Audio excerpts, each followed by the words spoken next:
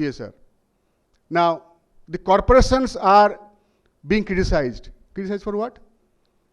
They criticized that they have obsession for profit. Pathological, some authors, it's a pathological obsession profit. Profit, profit, and profit. Fine, you must earn profit. But profit for what? Profit to keep within you or profit for some other end? Now, corporations have been criticized, sir, you are an economics expert, as externalizing machine. Machine which throws problems to others. I am a mining company, except NLC, a great leader in CSR. I was praising NLC. I have seen it. I praise everywhere, behind, back also. Mr. Archer doesn't know, I praise NLC. When I was in Coal India as an independent director, I said, please see NLC, we are better than NLC. Okay, whatever. Now, what the machine does, externalizing machine, the corporation is, it takes money from people, draws wealth from the mines. When the ores are over, he says, I am going. My job is over. Now, the society asks, what was the muck? Who takes the muck? I don't know. My job is a license holder to take the mine out. I've taken. It's all exhausted. I'm going now. This is called the externalizing machine. You are throwing problems at others. So therefore, the corporates have without law, they voluntarily they have a responsibility to see the damage that are doing. Friends, as you know, nature is damaged. You can't avoid damage to it. But if you are damaging nature, you have a duty to fill it up also. Give it back to society and environment. Friends, time is running out. And I have to catch a flight, same as Madam Swarup. Now, to the end, at the end, let me quote one great company with a great philosophy and what it should be like. I will place before you the philosophy of Walt Disney, the Disneyland. You know, the book of Jim Collins, Built to Last, says Walt Disney is the company which has survived for 100 years. Ups and downs, ups and downs. Disneyland is a company, ups and downs. But it survived. Why it survived? The core values. It's a commercial body, profit making. But what is the philosophy? Voluntarism. When the customers come, they say, can you help us in doing something for society around? We'll give you free tickets, lunch. So customers also feel they're part of the great process of social support. And lastly, what is the philosophy of Disneyland? Profit, of course, they must make profit, no doubt. Profit is not a dirty word. But the philosophy is to bring happiness to millions. That is the vision of Disneyland. Not to make profit and be to bring happiness to millions. This is the spirit of responsibility to our society. Friends, with this, I wish the great effort by Professor Misra, Sulagna, and Poonam to succeed. Wish you good luck, all the best. Thank you. Thank you, sir, for that wonderful special address on urban development, city governance, urban planning. He is a visiting faculty at the School of Planning and Architecture, New Delhi. Shri Jakhanwal was the first person to propose the establishment of Indian Buildings Congress. His services in setting up this unique and vibrant body was recognized when the Indian Buildings Congress presented to him IBC Lifetime Achievement Award in October 2011. National Citizens Award was presented by Shri K.R. Narayanan, the then Honorable Vice President of India, for his unique contribution to the planned development of Delhi. He was a special invitee to Trans-Yamuna Area Development Board, constituted by the government of NCTD, as also a member of an LG's Advisory Committee on Delhi's Environment. He is also a recipient of National Press India Award. He is one of the founding signatories of the MOA of Delhi Metro Rail Corporation. His article on housing was published in a book titled Poverty and Deprivation in Urban India. We welcome you, sir, and I now invite you to the podium to address the gathering. Still before 12 o'clock, so I say very good morning to all of you, especially the eminent personalities sitting on the dais and people sitting in the hall. Let me be very frank.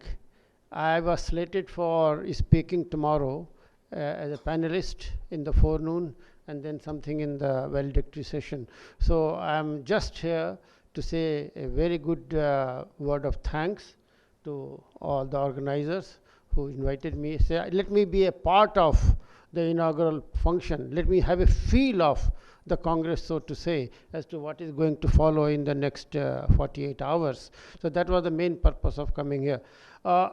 Another thing which I would like to make a very introductory remark is that people are very well versed in the ins and outs of CSR. I will look to CSR as a practitioner. I was in the field in which there are a lot of mining, there are a lot of coal, there are a lot of things, and maybe I share some of the things which may not be very, very palatable to all sections of the society. That will be one part. Another part is that I was also convener of the MOU system, and fortunately or unfortunately dealing with the mines and metals, where I think sustainability and CSR plays a very, very important role. So I will share, let us postpone it for tomorrow forenoon session, as to what are the major things and what an outsider, so to say, has a feeling of CSR coming into play.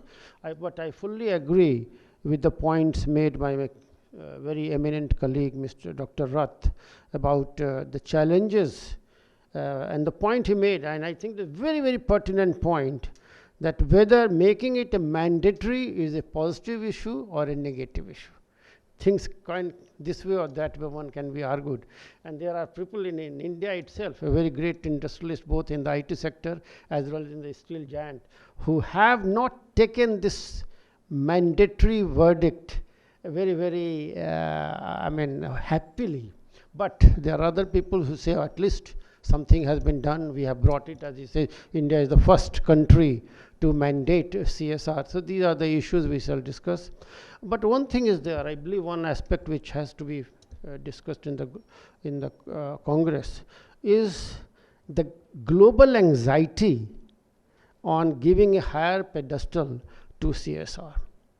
Whether with the UN, with UN, we call it Global Compact, UNGC, 1999, and they added anti-corruption in 2004, 10 principles. Then World Bank, you know, never gives now loans unless it has been vetted by social scientists as to what are the social impact and social deprivation which a project may cause.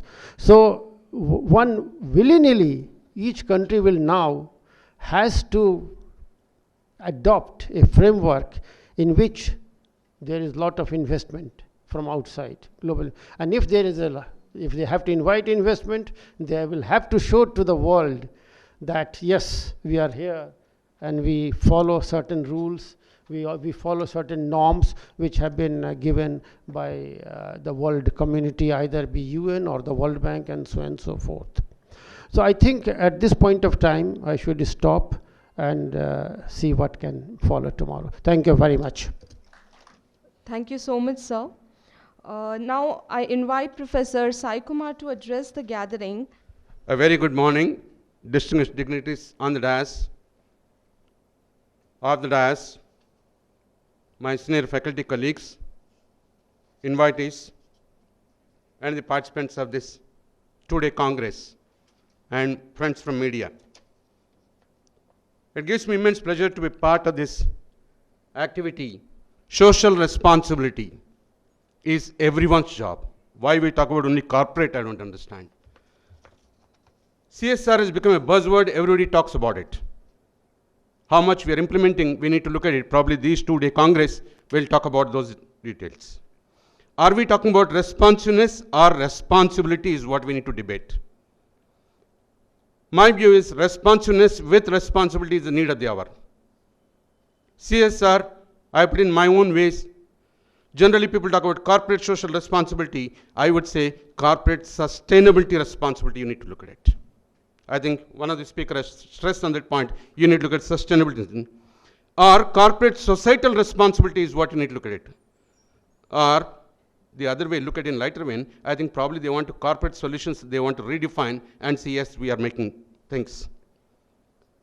Or in my view, I strongly believe, for me, CSR is citizen social responsibility, is what I would talk about it. Especially people of our generation who are in the age group of 50s, 60s, what we paid for our education is almost zero. And we are enjoying the benefits of that education for 30, 40, 50 years. Should we not take as a citizen social responsibility and do some service to the society at large, whatever little we can do it? We need to think about it. Corporate social responsibility is a mission, but citizen social responsibility is a passion with which you need to do it. Talking about CSR has become a fashion, but it has to be passion with which it has to be done.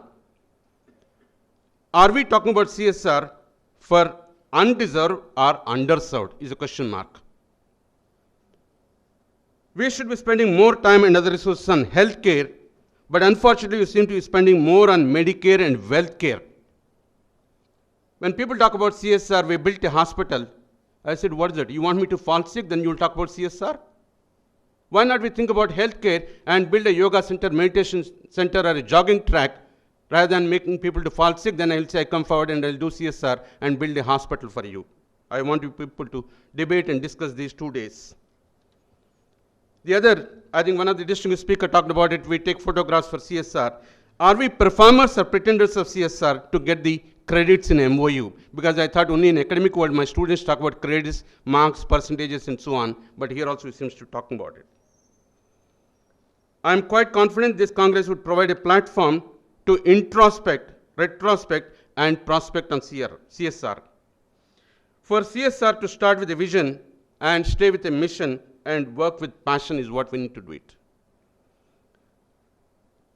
I would like to place on record 3 institutions which have supported IPE.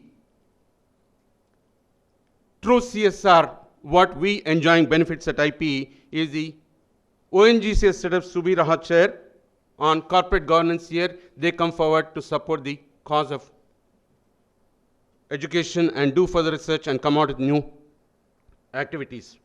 The second one, our friend is sitting there, NMDC, which came forward to support this institution, and new campus built, they are partly funded us. That's another CSR which we got the benefits at IPE. The third one, Neyveli Lignite Corporation came forward to say, yes, we will also set up a chair on corporate social responsibility. That shows the trust and confidence they have in IPE, the activities, what we do here. I would talk about 3 E's. Sir, all 3 of you have done a good cause, that is ONGC, NMDC, and Neyveli Lignite, because you supported education. Education will lead to employment. Employment will lead to excitement to the society. That's what the cause for which you have supported, all 3 of you. Please give them a big round of applause to all 3 of them. The idea of organizing any Congress is to connect, share, and grow. So this is a platform for us to get connected with each other, to know what each other is doing, what each organizations are doing. And I have a small suggestion to all the delegates who are sitting here. Please ensure every session you change your seat so that you'll get an opportunity to interact with others and see what's happening in their companies, whatever it is. I would request my colleague to play a small video. It just takes 2 minutes. See how wonderfully he is doing CSR, that is Citizen Social Responsibility. And it's time for our last installment of Unsung Hero series. And our hero today provided financial help to poor students. And this is no millionaire. Our hero made a living by pedaling a pedicab. Bai Fang Li donated a total of 350,000 yuan to help more than 300 poor students continue their studies. In 2005, he passed away at the age of 93. Andrew Dupuy has the story.